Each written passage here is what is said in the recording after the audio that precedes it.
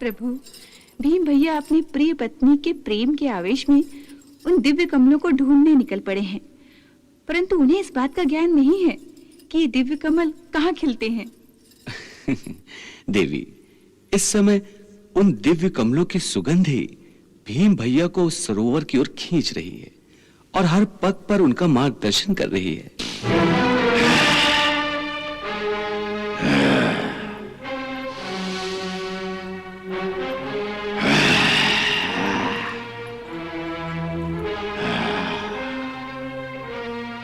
कौन गर्जना कर रहा है और हमारे सरोवर की तरफ आ रहा है?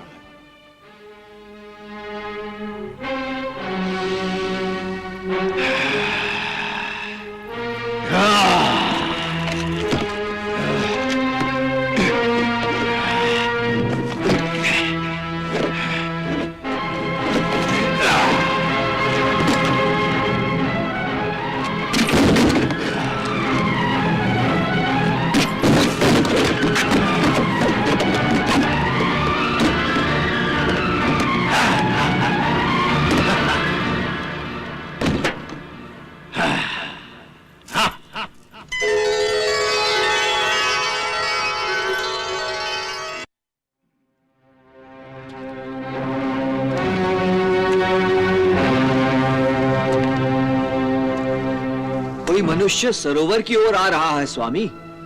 मनुष्य? तो कदाचित अज्ञानी होगा वो। अवश्य, वरना यक्षलोक के इस सरोवर की ओर आने का दुस्साहस कोई कैसे कर सकता है? तो जाओ उस अनजान मनुष्य से नम्रता से कहो कि इस पर्वत पर तुम्हारा कोई स्थान नहीं है, इसलिए तुम शीघ्र यहां से लौट जाओ। जाओ।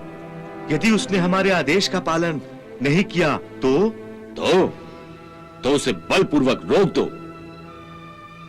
फिर भी उसने आदेश का उल्लंघन किया तो उसका वध कर दो। जाओ। जो आज्ञा स्वामी। जो आज्ञा स्वामी।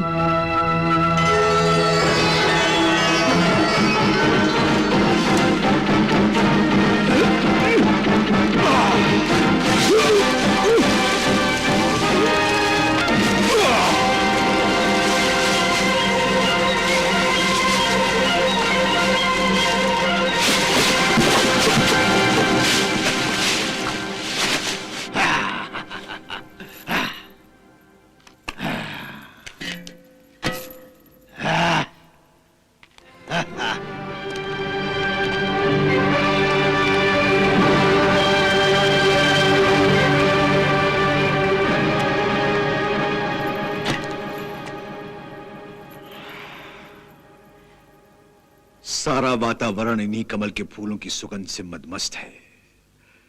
इसका अर्थ है वो सरोवर यहीं कहीं है। चलो देखते हैं।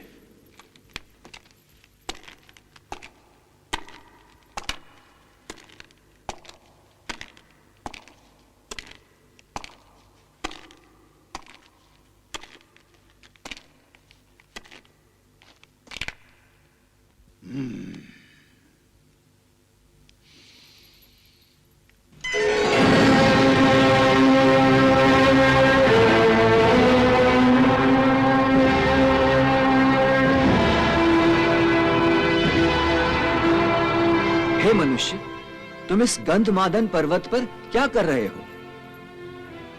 इस पर्वत पर मनुष्य का आना उचित नहीं है, इसलिए तुम यहां से तुरंत चले जाओ।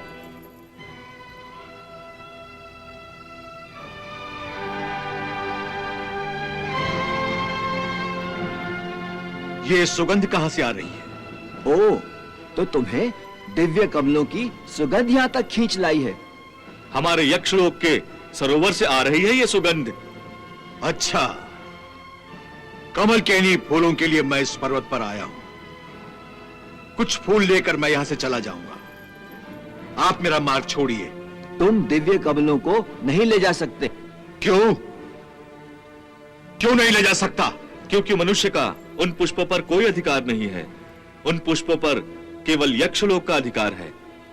इस सृष्टि में जो भी फूल खिलते हैं, उन पर किसी एक का अधिकार कैसे हो सकता है? ये तो प्रभु का आविष्कार है। और इस पर हर एक का अधिकार है। इस पर्वत का निर्माण तो यक्षों ने नहीं किया, फिर इन कमलों पर, इस दिव्य सरोवर पर यक्षों का अधिकार कैसे हो सकता है? मैं इन फूलों के लिए आया हूं और इन्हें लेकर ही जाऊंगा। हे मनुष्य, तुम्हारी इन बातों से अहंकार की गंध आ रही है। तुम मुझे चुनौती दे रहे हो। कदाचित तुम्हें इस बात का ज्ञान नहीं है कि मैं संसार का सबसे बलवान पुरुष हूं। हे मनुष्य, हम तुम्हें चेतावनी देते हैं, तुमने अगर सरोवर की ओर जाने का प्रयास किया तो हम तुम्हें जीवित नहीं छोड़ेंगे। तुम्हारी भलाई इसी में है कि तुम यहीं से वापस लौट जाओ। मैं लौट जाऊंगा, मगर खाली हाथ नहीं। हाथ हमारे भी खाली नहीं है मानव।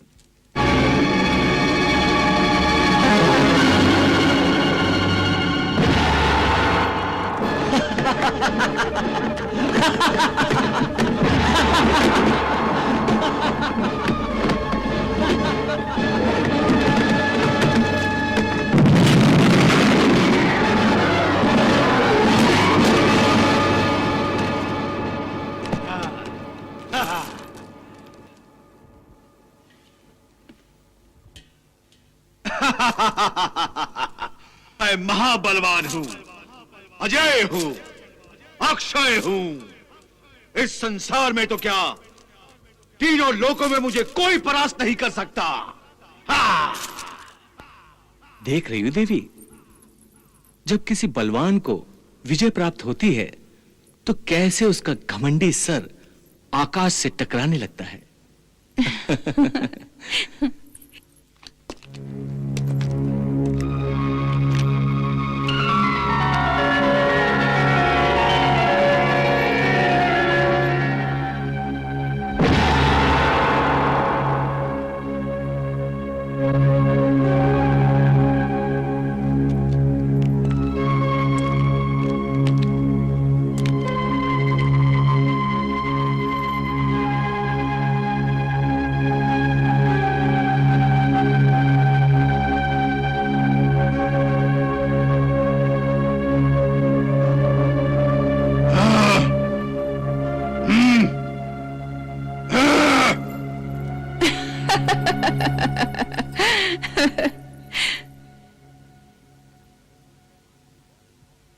हे वानर, उठ, उठ यहां से।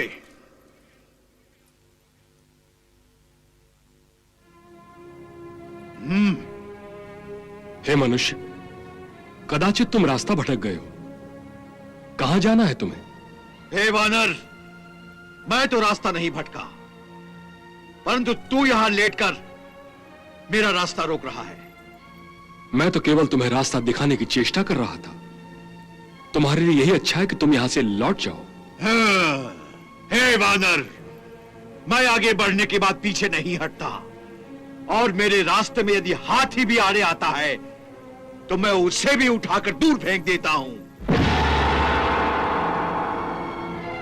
तुम तो केवल एक वृद्ध वानर हो। अपनी सुरक्षा के लिए अच्छा तो यही है कि तुम रास्ता छोड़कर तुरंत किसी पेड़ पर चढ़ जाओ। समझदारी का पाठ तुम मुझे सिखा रहे हो? परंतु लगता है कि समझदारी और मानवता का पाठ तुम्हें पढ़ने की आवश्यकता है। तुम अपनी शक्ति के घमंड में धर्म, सभ्यता, नम्रता, शिष्टाचार सभी कुछ भूल गए हो। इतना भी नहीं जानते कि अपने से बड़ों से किस तरह बात की जाती है। मैं यहां किसी वानर से धर्म का ज्ञान लेने नहीं आया हूं। मेरा उद्देश्य केवल वो दिव्य कमल है जिसकी सुगंध मुझे नदियों, पहाड़ों, जंगलों से भटकाते हुए यहां तक लाई है। मैं वो कमल लेकर जाऊंगा, इसलिए तुम मेरे रास्ते से हट जाओ। तो तुम कमल पुष्प लेने आए हो, परंतु यह कमल किसी मानव के लिए नहीं है। इसीलिए गंधमादन पर्वत के क्षेत्र में किसी भी मनुष्य के आने पर प्रतिबंध है। प्रतिबंध? हे वृद्ध वानर, संसार का सबसे बड़ा बंधन भी मेरे बढ़ते हुए पैरों में बेड़ियां नहीं डाल सकता। मैंने अपने बाहुबल से बड़े बड़े राक्षसों का वध किया है। मुझे कहीं आने जाने से कोई क्या रोकेगा?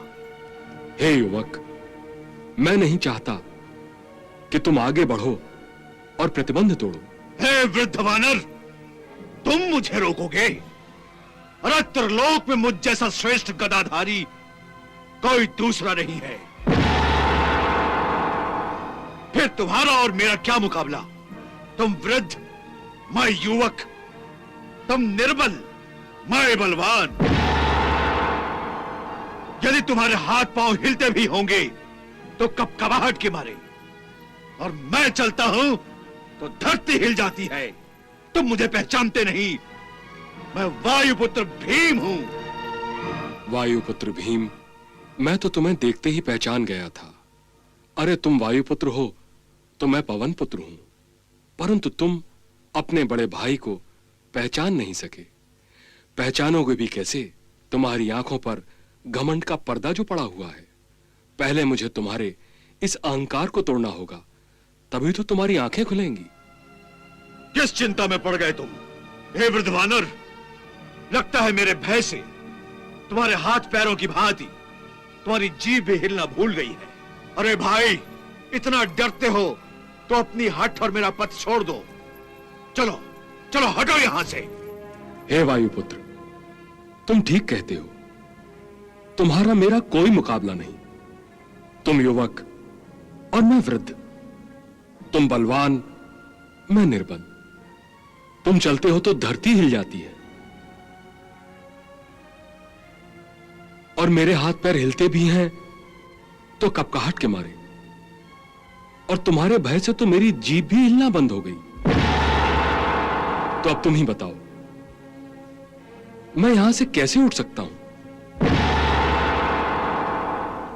हे वायुपुत्र, तुम ऐसा करो, मुझे रास्ते का कंकर समझकर मेरे ऊपर से लांग कर चले जाओ। ये क्या कह रहे हो?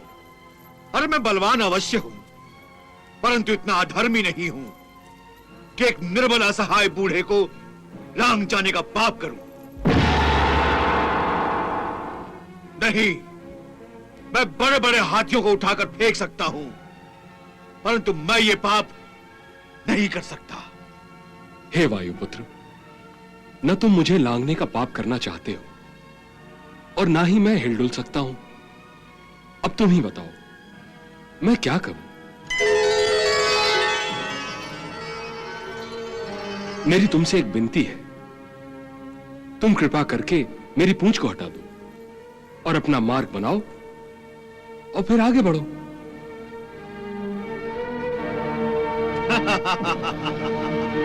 ठीक है, अभी हटाए देता हूं। मैं चाहूं तो इसकी पूंछ पकड़कर सीधा यमलोक फेंक सकता हूं, परंतु ये वृद्ध वानर मेरे क्रोध का नहीं, दया का पात्र है।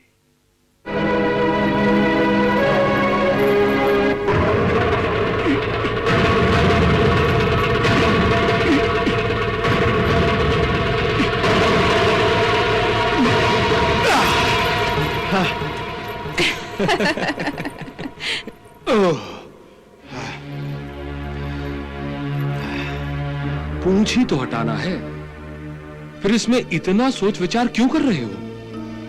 ये तो तुम्हारे बाएं हाथ का काम है। हाँ, अब की हटाता हूं। हाँ।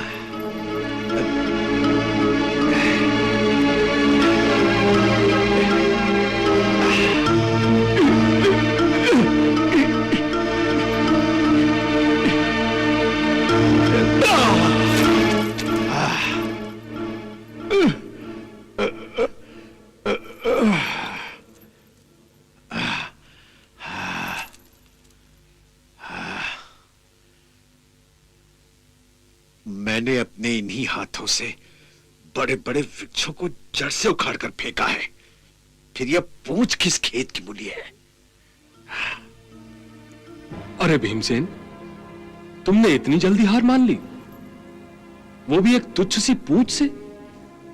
तुम तो युवक होकर भी निर्बल की तरह थक गए। ये तुम्हें शोभा नहीं देता। नहीं नहीं, मैं हारा नहीं हूं। मैं तो यूं ही जरा सुस्ता रहा था। भीमसेन, यदि तुम दोनों हाथों से पूंछ उठाने का प्रयास करो तो अवश्य ही उठ जाएगी। हाँ, दोनों हाथों से। हाँ।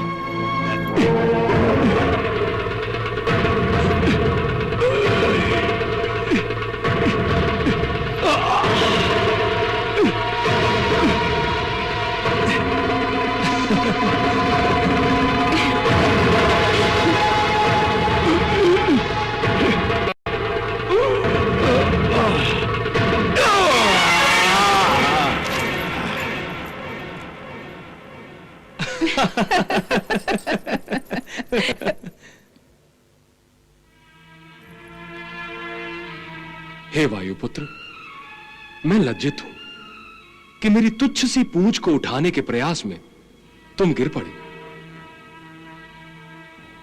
हे भीम, मेरी इस पूंछ की दृष्टता के लिए मुझे दंड दो।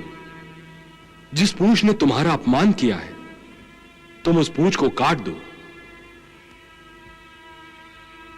हे भीम, तुम्हारा यह मौन रहना बता रहा है कि तुमने मुझे क्षमा नहीं किया। मैं तुम्हारे चरणों पर अपना माथा रखकर तुमसे क्षमा मांगता हूं। मुझे क्षमा कर दो।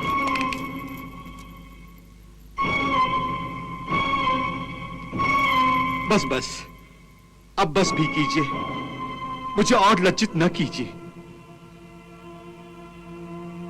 क्षमा तो मुझे मांगनी चाहिए कि मैंने अपने दुर्वचनों से आपके कोमल हृदय को चोट पहुंचाई है। मुझसे बहुत बड़ी भूल हो गई है। मैं अपने आप को त्रिलोक का सबसे बड़ा शक्तिशाली, बलशाली मनुष्य समझता था। समझता था कि आपकी पूंछ को गाजर मूली की तरह उखाड़ कर फेंक दूंगा, परंतु मैंने अपनी सारी शक्ति, सारा बल लगाकर भी आपकी पूंछ को हिला भी न सका। और आप कह रहे हैं कि मैं इस पूंछ को काट दूं। अरे ये पूंछ तो पूजनीय है, जिसने बिना हिले अपनी फटकार से मेरे अहंकार के स्तंभ को रेत की दीवार की तरह गिरा दिया, उसके कण कण को बिखेर कर रख दिया। हे कपिश्रेष्ठ, आप मुझसे क्षमा मांग रहे हैं। मैं तो आपका आभारी हूं कि आपने मुझे सत्य का ज्ञान करा दिया, मेरे झूठे भ्रम को तोड़ दिया।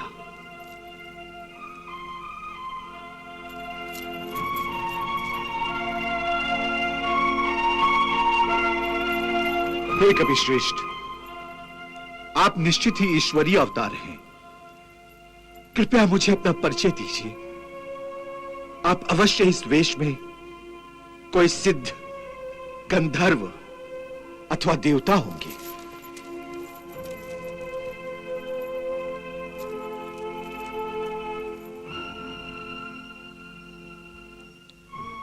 हे पांडुनंदन भीमसेन, मैं वानर राज केसरी के क्षेत्र में वायु देवता से उत्पन्न वानर हनुमान हूं।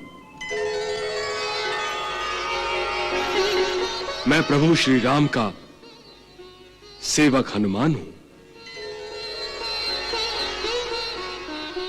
हे भीमसेन, इस स्थान पर गंधर्व और अप्सराएं मुझे मेरे प्रभु श्री राम का चरित्र सुनाकर मुझे आनंद प्रदान करते हैं, इसीलिए मैं यहां विश्राम करता हूं।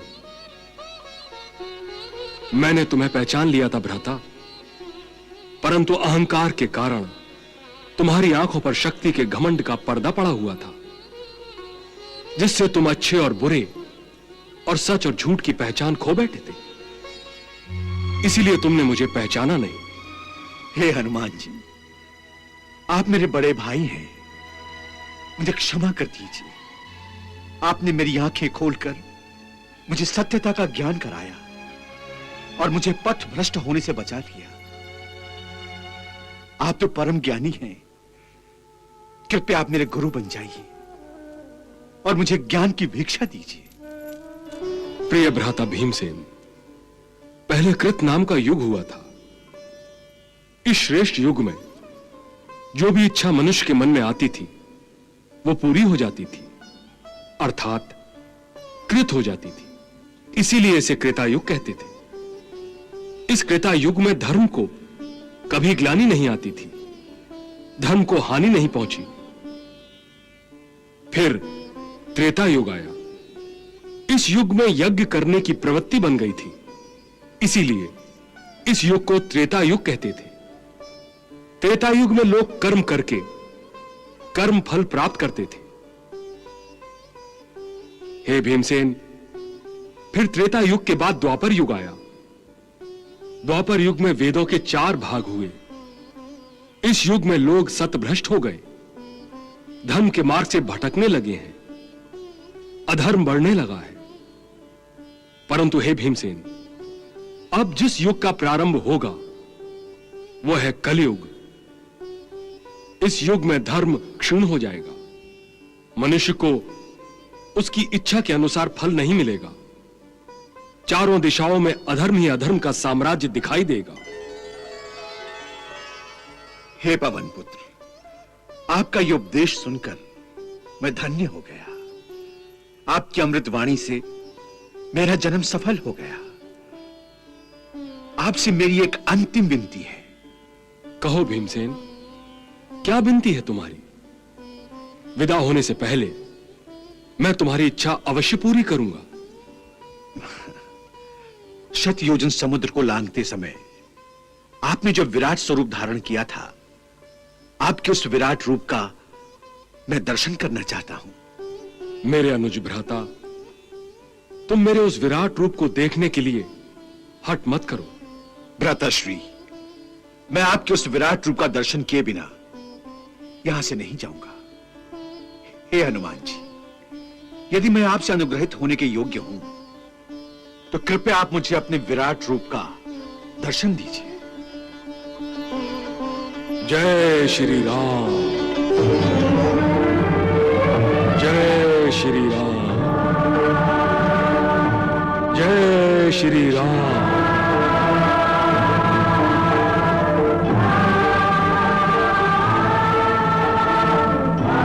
जय श्री राम।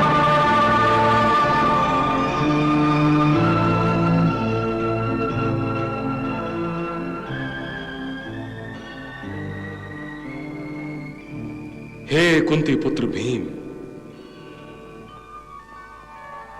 यहां तक ही मेरा विराट स्वरूप तुम देख सकते हो, इसीलिए मैंने तुम्हें इतना ही रूप दिखाया है।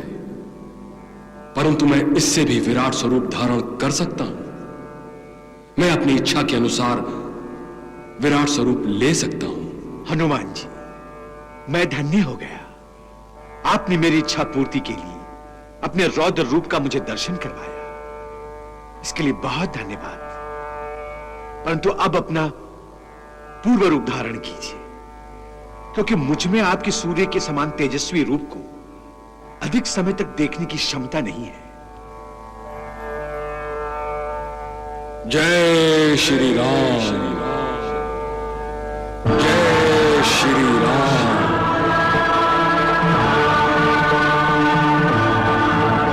जय